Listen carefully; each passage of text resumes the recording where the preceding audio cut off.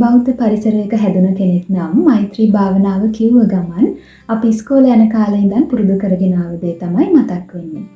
එක තැනකින් පටන් අරගෙන නිදුක් වෙත්වා සුවපත් වේවා කියලා අපි ඇස් වහගෙන ඕනි තරම් කියලා ඇති. ඇත්තටම මෛත්‍රී භාවනාවට ආගම අදාළ වෙන්නේ නැහැ. අපි මොන ආගමේ වුණත් අපි හැමෝටම තම තමන්ගේ ආගම්වල විශ්වාසයන් ප්‍රාර්ථනාවන් එකතු කරගෙන තමන්ටත් අනිත් අයටත් ආදරය, මෛත්‍රිය, කරුණාව පතුරවන්න පුළුවන්. අපිට තරහ ගිහින් තියෙනකොට වගේ නෙමෙයි අපේ හිත මෛත්‍රියෙන් කරුණාවෙන් පිරීලා ගියාම එතන ඇත්තටම ලොකු සැනසීමක් තියෙනවා.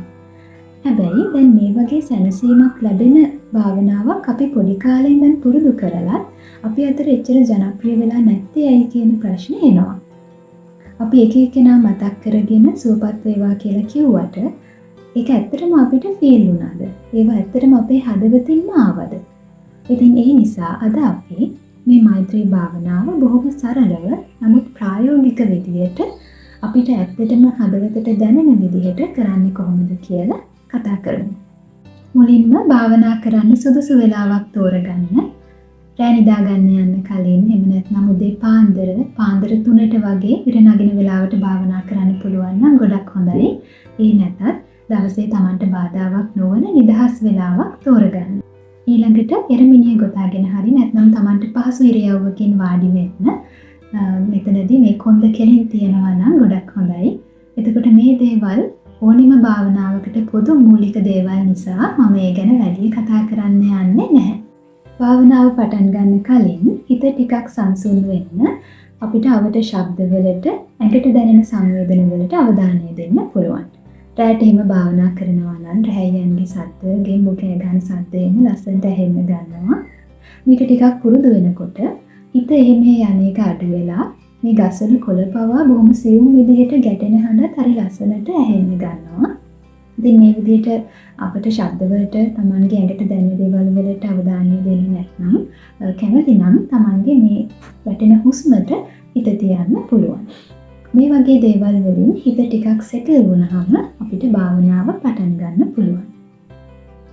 දැන් වෙනදා වගේ එක එක්කෙනා මතක් කරගෙන සුවපත් වේවා කියලා හිතන්නේ නැතිව Tamanගේ හිත ආදරයෙන් කරුණාවෙන් පිරීලා ගිය සිදුවීමක් අවස්ථාවක් කෙනෙක් මතක් කරගන්න. මේක අපි ගොඩක් ආදරය කරන අපේ දරුවෝ පවුලේ කවුරු හරි වෙන්න පුළුවන්. එහෙම නැත්නම් එයාලා සම්බන්ධ සිදුවීමක් වෙන්න පුළුවන්. අපි තව කෙනෙක්ට උදව් කරපු අවස්ථාවක් වෙන්න පුළුවන්. අපි ගොඩක් ආදරෙන් බලා ගන්න සතෙක් වෙන්න පුළුවන්. ට්‍රැවල් කරන කෙනෙක් නම් හිත ගොඩක් නිවුන තැනක් වෙන්න පුළුවන්. මේ වගේ Tamanගේ හිතට ආදරය, කරුණාව, සැනසීම උපරිමයෙන් දැනුන අවස්ථාව මතක් කරගන්න. දැන් මේ තෝරගත්ත සිද්ධිය මතකය හොඳට මවා ගන්න. එතකොට හිත බොහොම කාරුණික, සෙනෙහස පිරුණ හැඟීම් දැනීම් වලින් පිරීලා යනවා දැනේ. Tamanට ගොඩාක් ළඟ සිදුවීමක් මතක් කරගන්නවා නම් හිතට දරන්න බැරි තරම් සෙනෙහසක් දැනේ. ඊළඟට මේ හිතට දැනෙන කරුණාව, ආදරය Tamanට සියලු සත්වයන්ට පතුරවන්න. මගේ හිත පිරීලා තියෙන මේ ආදරයෙන්, කරුණාවෙන්, මෛත්‍රියෙන් සියලු සත්වයෝ සුවපත් වේවා, කායික, මානසික නිරෝගී භාවය ලැබේවා කියලා Tamanට දැනෙන විදිහකට මේ මුළු විශ්වයටම මේ සෙනෙහස, කරුණාව බෙදලා දෙන්න.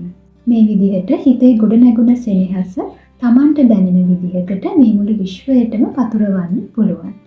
මුලින්ම Tamanගේ පවුලේ අය මතක් කරගෙන නෑදෑයෝ, මේ මුළු ලෝකෙම මිනිස්සු, තිරිසන් සත්වයෝ, ඇහැට පේන නොපෙනෙන සියලුම සත්වයෝ කියලා පියවරෙන් පියවර අපිට මෙත් වඩන්න පුළුවන්. මෙතනදී Tamanගේ ආගමට අනුව අනිත් අය වෙනුවෙන් ප්‍රාර්ථනා කරන්න පුළුවන් හොඳ දේවල් භාවනාවට එකතු කරගන්න පුළුවන්. බුද්ධ ආගමේ කෙනෙක් නම් සියලු සත්වයෝ නිවනින්ම නිවේවා කියලා භාවනාව අවසන් කරන්න පුළුවන්. ඒ වගේ Tamanගේ ආගමේ විශ්වාසයන්ට අනුව තව කෙනෙක් වෙනුවෙන් කරන්න පුළුවන් උතුම්ම ප්‍රාර්ථනාවන් භාවනාවට එකතු කරගන්න. අපි භාවනාව පටන් ගන්නෙම අපේ හිත කරුණාවෙන් පුරවගෙන නිසා අනිත් අය වෙනුවෙන් හිතන හොඳ දේවල් අපිට හදවතින්ම ප්‍රාර්ථනා කරන්න පුළුවන් වෙනවා. ඒ නිසා මේ භාවනාව කරන මොහොතේම අපිට ලොකු සැනසීමක්, සතුටක් හිතට දැනෙනවා. අපි සාමාන්‍යයෙන් භාවනා කරන්න හදන්නේ භාවනා කරන එක හොඳ දෙයක්. ඒකෙන් හොඳ ප්‍රතිඵල ලැබෙනවා කියලා කියන නිසානේ. හැබැයි මේ විදිහට ප්‍රැක්ටිස් කරනකොට මේ කරන මොහොතේම අපිට ලොකු සැනසීමක් සහනයක් ලැබෙන නිසාම අපිට මේක දිගට කරගෙන යන්න හිතෙනවා. ඔයාලට උදව්වක් වෙයි කියලා හිතනවා නම් මෙඩිටේෂන් මියුසික් එකක් බෑග්ග්‍රවුන්ඩ් එකේ ප්ලේ වෙන්න දාලම භාවනාව පටන් ගන්න පුළුවන්. මෙඩිටේෂන් වලටම නිර්මාණය කරපු මියුසික් මෙලඩිස් YouTube එකේ වුණත් ඕනි තරම් හොයාගන්න පුළුවන්. මේ භාවනාව කරනකොට අපි නොකළ යුතු දෙයක් තියෙනවා. ඔයාලට තරහා කමනාපයක් තියෙන කෙනෙක් ඉන්නවා නම් එයාලව මුලින්ම මතක් කරගෙන එයාලට මෛත්‍රී කරන්න යන්න එපා. මිනිස්සු විදිහට අපිට අනිත් අයත් එක්ක අමනාපකම් ඇති වෙන එක සාමාන්‍යයි. එතකොට එහෙම අයට එකපාරට මෛත්‍රී කරන්න බැරි වෙන එකත් හරි සාමාන්‍යයි. අපි rahat වෙලා නැහැනේ. ඉතින් මේ අය මුලින්ම මතක් කරගන්න ගියොත් අපේ හිතේ ගොඩනැගුණ මේ පහන් හැඟීම අඩු වෙලා යන්න පුළුවන්. ඒ නිසා එයාලව විශේෂයෙන් මතක් කරගන්නේ නැතිව Tamanට කිට්ටු අය මතක් කරගන්න. ඊළඟට සියලු සත්වයෝ සුවපත් වේවා කියලා එතනින් නවතින්න.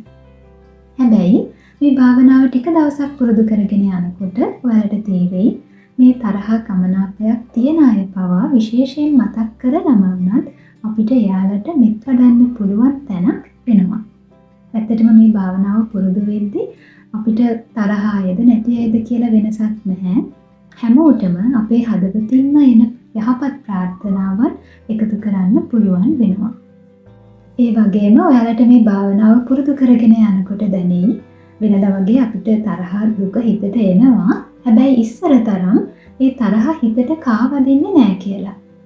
ඇත්තටම මෛත්‍රී භාවනාව කරගෙන යනකොට අපිටත් නොදැනීම අපේ ජීවිතේ යහපත් වෙනස්කම් වෙනවා.